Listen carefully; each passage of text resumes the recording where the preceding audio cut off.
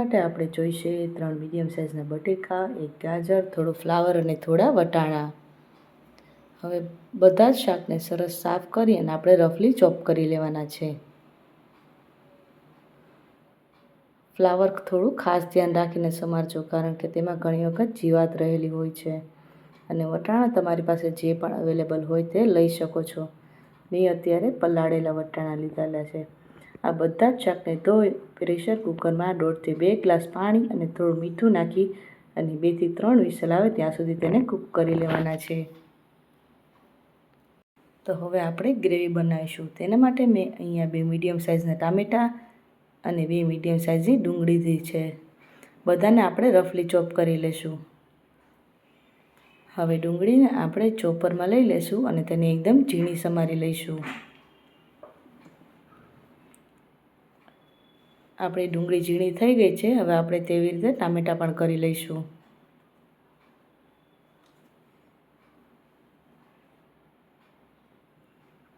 આપણા ડુંગળી અને ટામેટાં થઈ ગયા છે. તો એક ખાંડણીમાં હવે આપણે 10 થી 12 લસણની કળી અને 1 આદુનો ટુકડો લીધેલો છે. એમાં અડધી ચમચી જેટલું મીઠું નાખી અને એકદમ ઝીણું વાટી લેવાનું છે. આપણા આદુ અને લસણ થઈ ગયા છે. તો હવે ફરીવાર આપણે ખાંડણીમાં 10 થી 12 લસણની કળી અને અડધી ચમચી મીઠું નાખી અને સરસ ઝીણું વાટી લેવાનું છે. લસણ ઝીણું વટાઈ ગયું છે. હવે આપણે તેમાં 1.5 ચમચી જેટલું લાલ મરચું ઉમેરવાનું છે. આપણી લસણવાળી ચટણી તૈયાર થઈ ગઈ છે. અને બીજી તરફ આપણા કુકરમાં પણ 3 વિસલ વાગી અને શાક સરસ બફાઈ ગયું છે. હવે આ શાકને આપણે મેશરની મદદથી એકદમ સરસ મેશ કરી લેવાનું છે. આપણું શાક સરસ મેશ થઈ ગયું છે. તો હવે આપણે ભાજીનો વઘાર કરીશું. તેના માટે મેં એક કઢાઈમાં 3 મોટા ચમચા જેટલું તેલ લીધું છે. તેલ ગરમ થાય એટલે અડધી ચમચી જીરું અને અડધી ચમચી હિંગ નાખી અને ઝીણી કરેલી ડુંગળી નાખી દેવાની છે. અને ડુંગળીની સાથે જ તેમાં થોડું મીઠું ઉમેરવાનું છે, જેથી કુકિંગ પ્રોસેસ ઝડપથી થાય. ત્યાર પછી આપણે તેમાં ટામેટાં ઉમેરવાના છે અને સાથે જ જે આદુ લસણની પેસ્ટ તૈયાર કરી છે તે પણ નાખી દેવાની છે. બધી વસ્તુને 3 થી 4 મિનિટ માટે સરસ કૂક થવા દેવાની છે. ડુંગળી ટમેટાં કૂક થઈ જાય એટલે એમાં મસાલામાં અડધી ચમચી હળદર અને 2 ચમચી જેટલું લાલ મરચું નાખવાનું છે. આ મસાલાને પણ 2 થી 3 મિનિટ માટે સરસ કૂક થવા દેવાનો છે. મસાલા કૂક થઈ ગયા છે. હવે આપણે તેમાં બાફેલા શાકભાજી ઉમેરી દઈએ.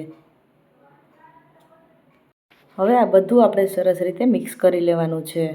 જો જરૂર પડે તો 2 થી 3 ચમચી પાણી ઉમેરજો. તો હવે આપણે ઉપરથી તેમાં અડધી ચમચી લાલ મરચું, અડધી ચમચી જેટલો ગરમ મસાલો અને 1 ચમચી જેટલો પાઉંભાજી મસાલો ઉમેરવાનો છે. હવે આ બધું સરસ મિક્સ કરી લેવાનું છે. આપણી ભાજી તૈયાર છે. હવે આપણે ઉપરથી તેમાં અડધા લીંબુનો રસ અને થોડી કોથમીર નાખી દઈશું.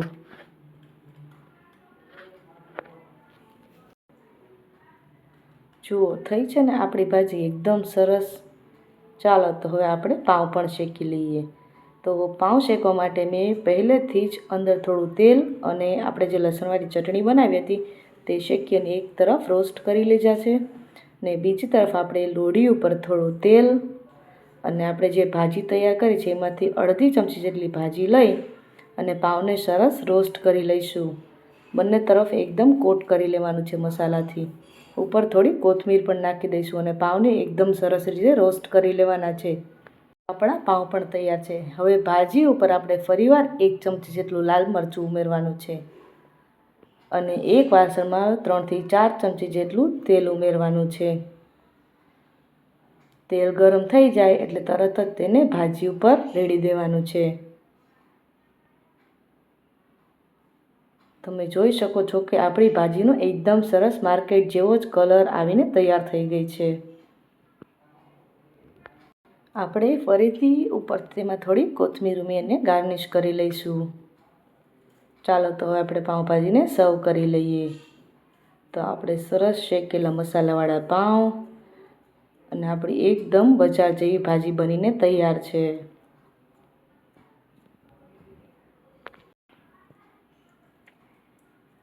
તમે પણ મને જરૂરથી જણાવજો કે તમે પાઉંભાજી કેવી રીતના બનાવો છો. હું તેની રેસીપી પણ જરૂર ટ્રાય કરીશ. અને હા, આ રેસીપી જરૂરથી ટ્રાય કરજો. એકદમ સરસ બનીને તૈયાર છે આપણી પાઉંભાજી.